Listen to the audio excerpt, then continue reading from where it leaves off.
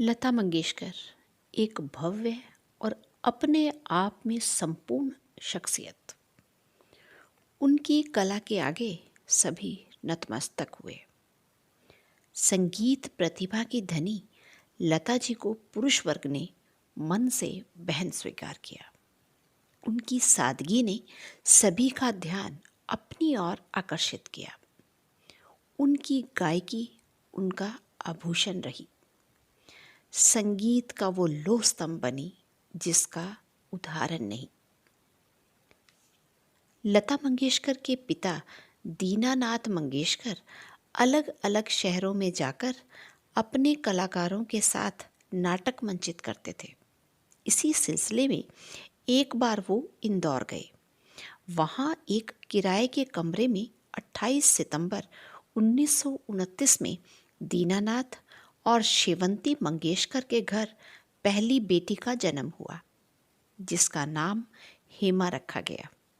एक नाटक भावबंधन में लतिका के किरदार से प्रभावित हुए और बेटी का नाम लता कर दिया। जयपुर में जन्मे खेमचंद प्रकाश ने लता से फिल्म महल के लिए गीत गाने को कहा। उनकी गायकी में गायिका नूरजहां का प्रभाव था। उनकी सांसों में संगीत था। लता जी के गाने भारत की सांस्कृतिक संपदा हैं, धरोहर हैं। वे शब्दों के भावों को खूब समझती थी, इसलिए जो भी उन्हें गाना मिला उसे उनकी गायकी ने तराश कर गाया। उनकी गायकी में अभिनय था। एक दौर था जब लता जी की आवाज़ के बिना कोई बड़ी फिल्म पूरी नहीं होती थी।